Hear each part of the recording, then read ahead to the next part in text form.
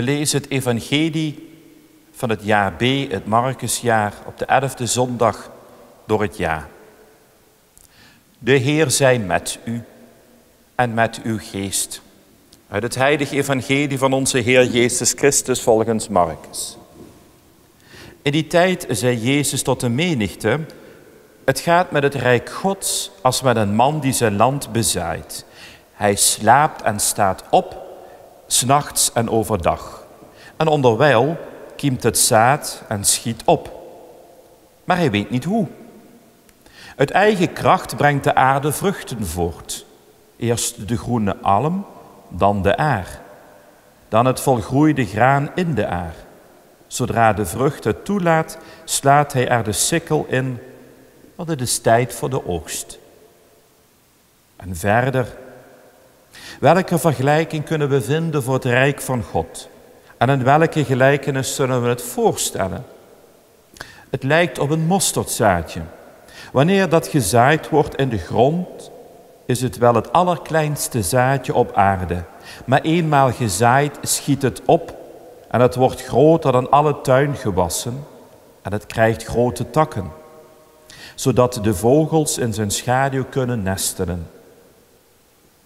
In vele dergelijke gelijkenissen verkondigde Christus hun zijn leer op de wijze die zij konden verstaan. Anders dan in gelijkenissen sprak hij niet tot hen, maar eenmaal met zijn leerlingen alleen gaf hij van alles uitleg. Zo spreekt de Heer. Wij danken God.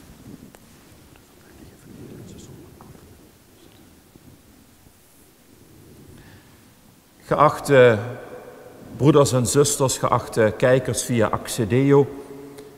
Een man bezaait zijn land. Hij slaapt en hij staat op, 's nachts en overdag. En onderwijl kiemt het zaad en schiet op, maar hij weet niet goed hoe. Deze kleine parabel van het zelfkiemend zaad is erg boeiend. En je kunt er veel van leren. We zijn tegenwoordig in onze maatschappij erg ongeduldig geworden. We kruipen graag voor met het karretje in de supermarkt. We willen graag een feestje in deze coronaperiode. Het moet maar sneller en vlugger. We willen alles zelf doen. Het liefst de regie in eigen handen houden en vooral niets loslaten. We leven een tijd van instant koffie, wat poeder erbij, wat roeren, instant soep, instant foto's, hop met je mobieltje en hoppa, klaar. We weten wel dat de kwaliteit daaronder lijdt, maar dat nemen we erbij, als we maar niet te lang hoeven te wachten. We kunnen onze auto in 5 minuten laten poetsen, we kunnen onze schoenen laten lappen, terwijl we erop wachten. We weten dat het soms half werk is, maar dat hindert niet, want we moeten vooruit. Tijd kost geld. Heel ons leven is eigenlijk zo ingericht dat we maar op een paar knopjes tegenwoordig hoeven te drukken. Knop van het lichtje, kop van het koffiezetapparaat, van de vaatmachine en van de garagedeur met afstandsbediening. We hebben het wachten afgeleerd. En toch, de diep menselijke problemen lossen wij zo niet op.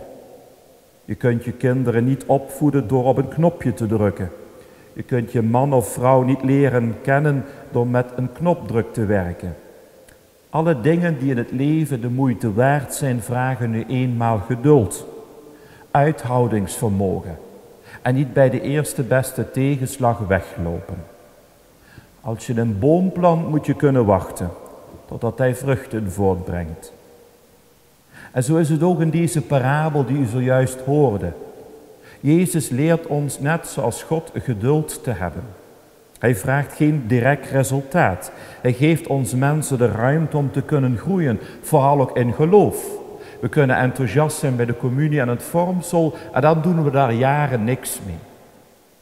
En dan komt er plotseling een groeimoment.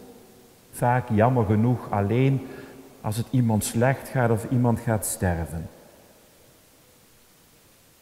Ook het rijk Gods werk in deze wereld groeit als het zaad dat ontkiemt, terwijl de boer slaapt, in dit geval meneer pastoor.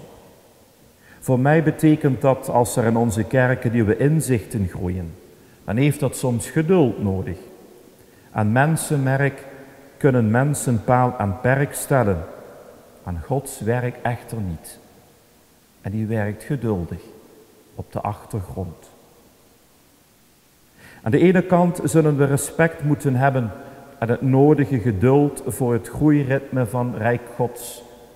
Ook al lijkt het in deze dagen zo kwetsbaar en broos. Toch, met veel geduld wordt geloof nog steeds verkondigd en biedt het hoop en troost. Aan de andere kant mogen we vertrouwen hebben dat het goede wat wij al zaaien ooit vrucht draagt door ons getuigenis in de hart van die ander. Over de groei heeft uiteindelijk God het laatste woord.